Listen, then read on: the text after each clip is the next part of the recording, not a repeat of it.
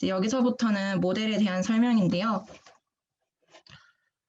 논문을 보면 모델에 대한 그림이 엄청 크고 복잡하게 그려져 있어서 좀 어려워 보이는데 막상 까보면은 크게 어렵지 않거든요. 그래서 같이 한번 보면 이제 제가 맨 왼쪽에 준비한 사진이 저희가 아는 기본 레지넷 사진이에요. 레지넷이 2016년도에 나온 걸로 알고 있는데 리파인넷이 레지넷에 감명을 엄청 많이 받았는지 계속 레지듀얼 커넥션, 스킵 커넥션 등에 대해서 계속 얘기를 하고 있습니다. 그래서 이제 일단 레지넷은 블럭이 5개로 이루어져 있는데요. 이제 맨 처음 2개를 하나로 묶어서 레지넷을 총 4개의 블럭으로 바라보게 됩니다.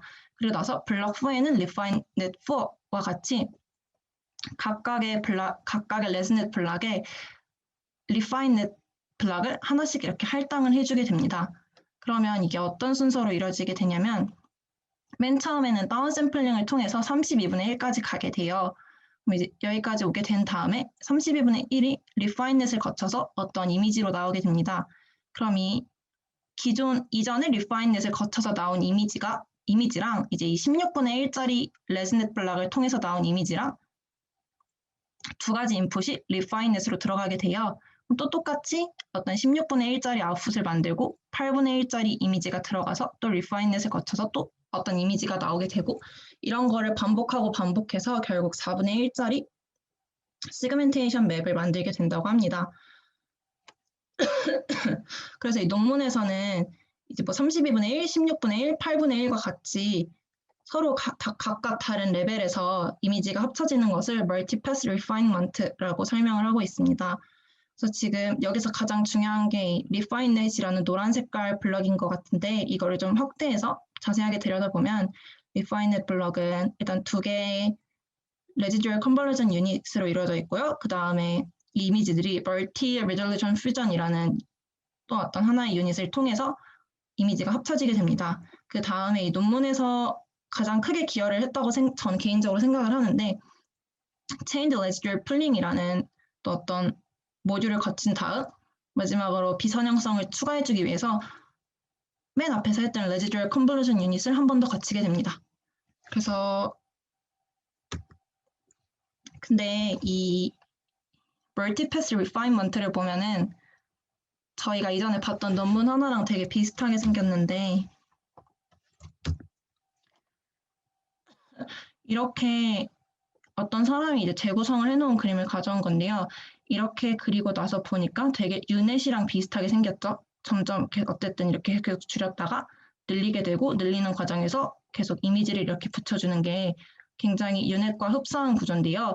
네, 유넷이나 FCN넷처럼 리파인넷도 똑같이 인코더 디코더 구조입니다. 그래서 인코더 구조에서 이렇게 쫙 줄여서 32분의 1짜리 맵을 만들고 디코더에서 다시 이거를 업샘플링을 계속해서 결국 4분의 1짜리 맵을 만들게 되는 구조입니다.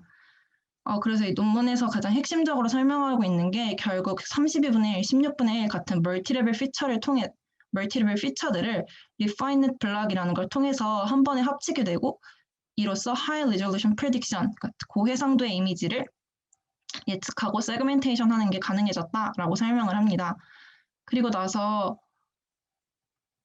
그럼 이게 유넷이랑 뭐가 다르냐라고 하면 유넷 같은 경우에는 이제 인코더에서 나온 피처 맵을 디코더에다 그냥 갖다 붙여주기만 합니다. 그냥 스킵 커넥션만 해주는데 이 리파인넷 같은 경우에는 그냥 갖다 붙여주는 게 아니라 리파인넷 블럭이라는 어떤 하나의 블럭을 거쳐서 계산을 막 해준 다음에 그 다음에 갖다 붙여주게 돼요. 그래서 이렇게 붙여주는 거에 대해서 스킵 커넥션, 롱 레인지 스킵 커넥션이라고 논문에서 표현을 하고 있고 이를 통해서 팩 프로파게이션을 초반 레이어까지도 잘 용이하게 가능하고 이렇게 해서 엔드 투 엔드 트레이닝도 할 수 있게 됐다고 설명을 하고 있습니다.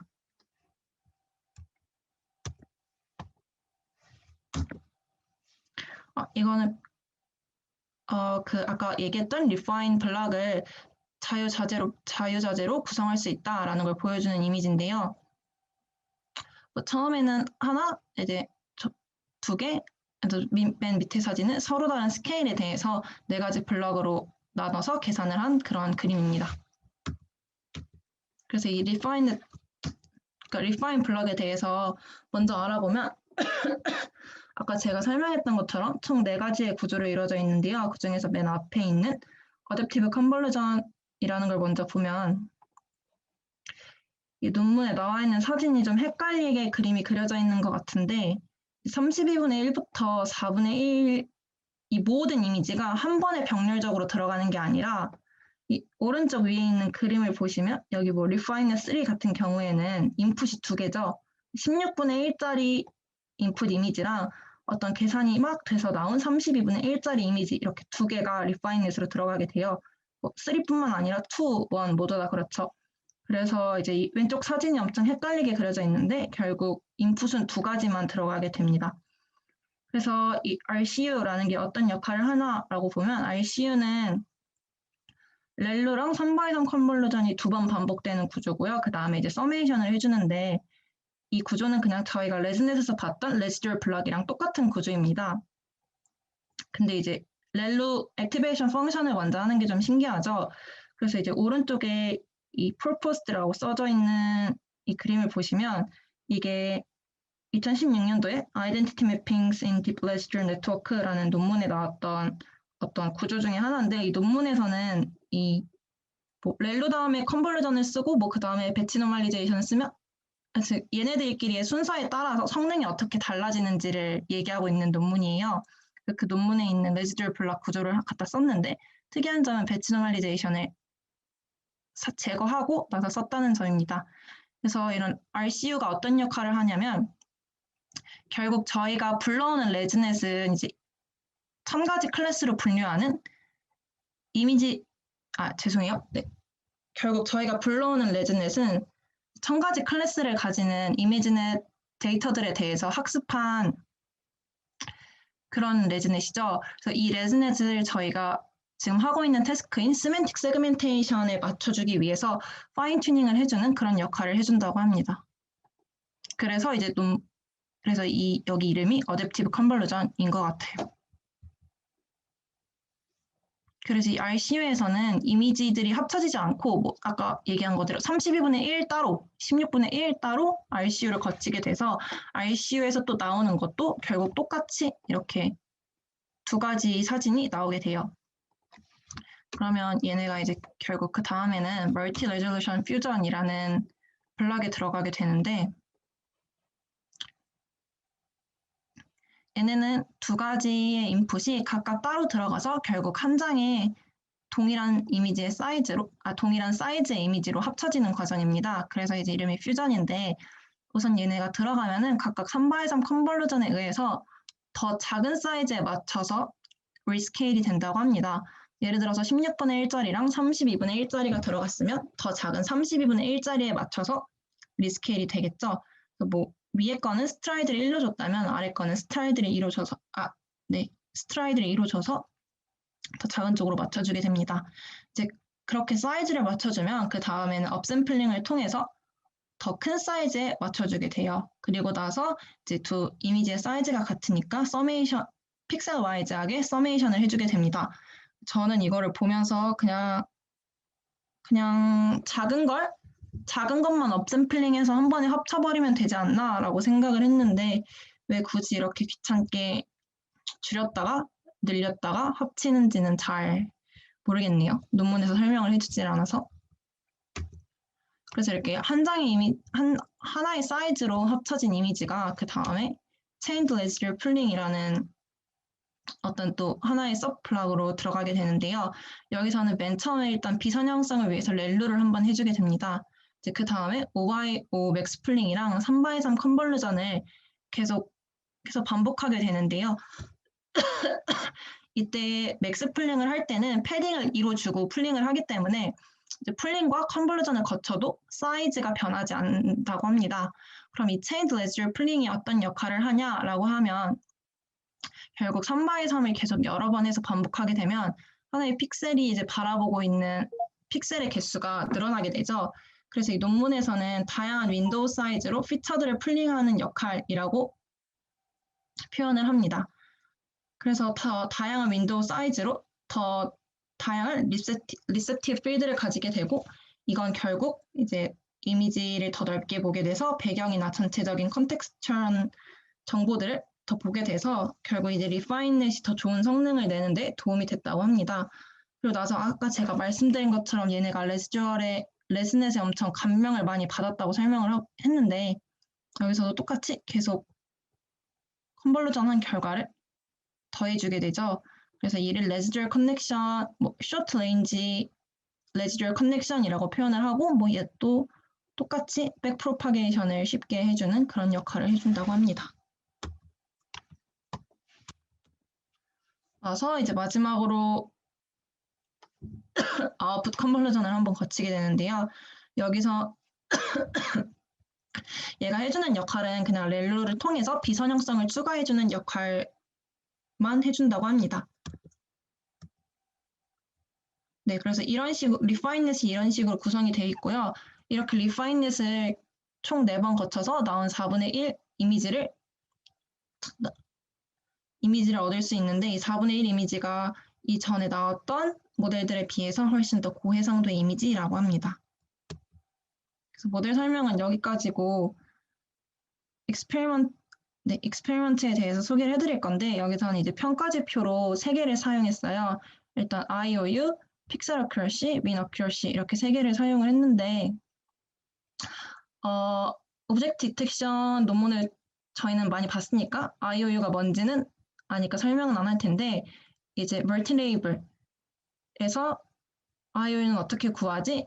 라는 저는 궁금증이 생겨서 개인적으로 좀 알아봤는데요.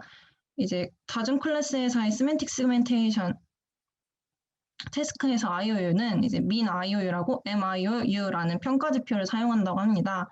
그래서 이거는 제가 전체를 다 가지고 오진 못했고 이제 일부 사진만 가지고 오는 건데 저기 왼쪽 아래에 써 있는 블로그에 가시면 MIOU에 대해서 되게 잘 설명을 해주고 계세요. 그래서 관심 있으신 분들은 가서 보시면 좋을 것 같고 결국 이제 액추얼이랑 프레딕트 다 클래스가 6개니까 6x6짜리 이제 컨퓨전 매트릭스를 만들게 됩니다.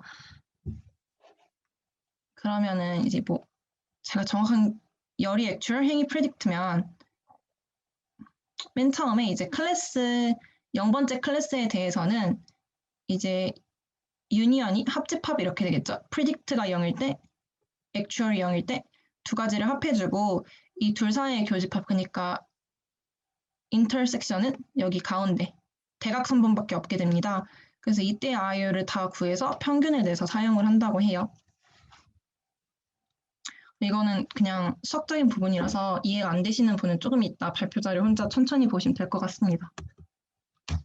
나와서 이제 픽셀 어큐러시랑 민 어큐러시에 대한 설명인데 그냥 넘어가려다가 둘이 뭐가 다른지를 잘 모르겠어가지고 찾아봤는데 이제 FC, 그러니까 플리 컨버지셔널 네트워크에서 이 픽셀 어큐러시랑 민 어큐러시에 대한 지표들을 설명을 해주고 있어요.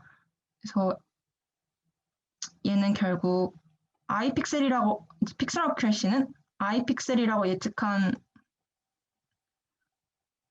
모든 애들 중에서 실제로 i번째 클래스였던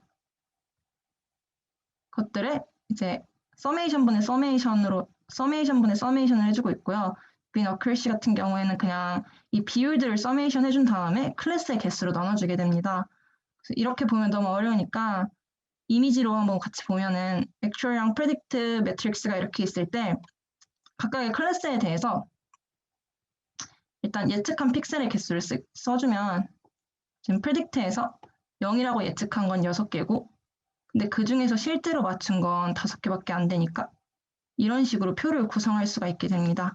그럼 이제 픽셀 어큐러시는 아까 서메이션분의 서메이션이라고 했으니까 이걸 다 더한 거로 나눠주게 돼서 0.875라는 어큐러시를 얻을 수가 있고요.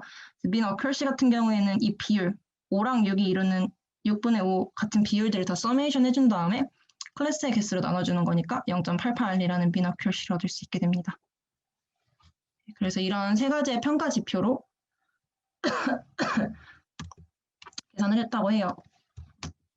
이제 결국 이 논문에서 또 얘기하고 있는 건 자기들이 7개의 데이터셋에 대해서 소타를 달성했다라고 얘기를 했는데 7개의 데이터셋이 어떻게 되는지를 또 같이 한번 보게 되면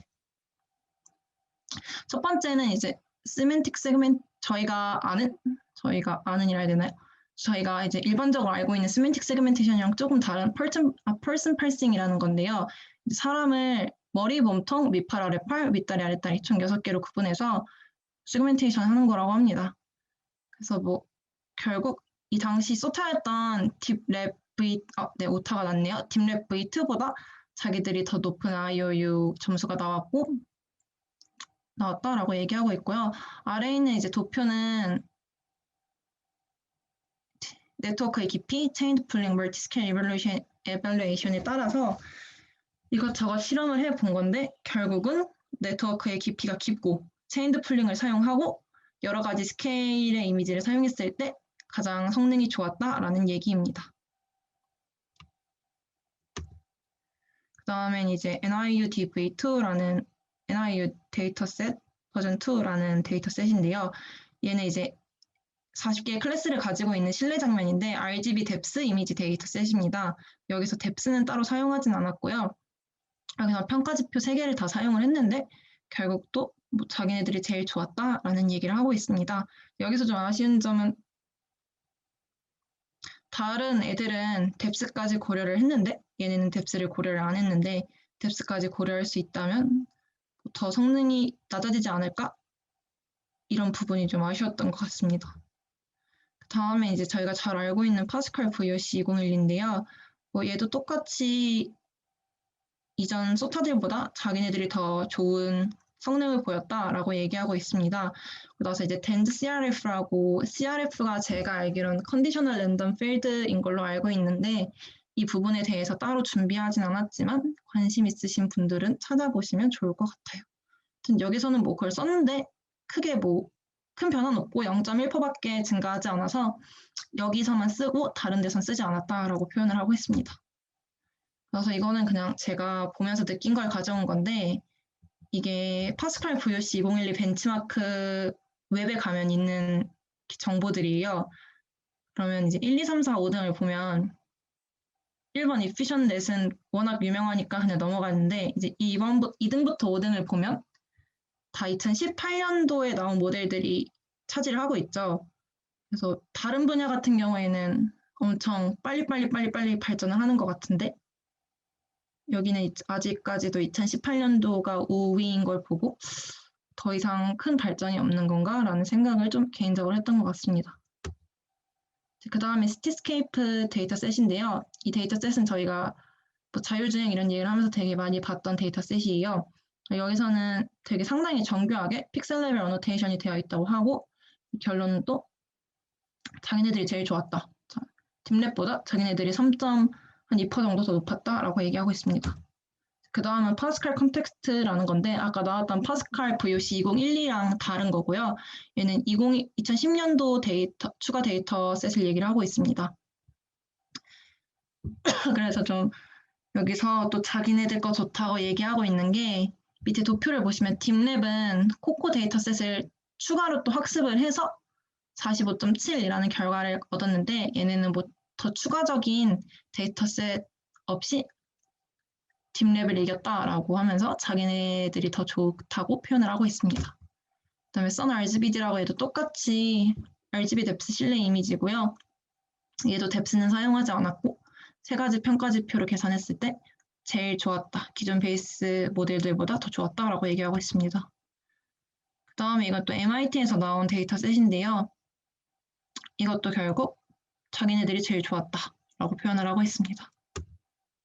그다음에 이건 아까 앞에서 봤던 이미지를 다시 가지고 온 건데 여기서 하는 말은 그냥 아까랑 똑같이 리파인넷은 되게 자유롭게 구성을 할 수 있다. 꼭 레즈넷 아니어도 쓸 수 있고 블락이 꼭 4개일 필요 없다. 근데 자기네들이 해봤더니 블락이 4개일 때가 제일 트레이드오프가 잘 되더라라고 설명을 하고 있습니다.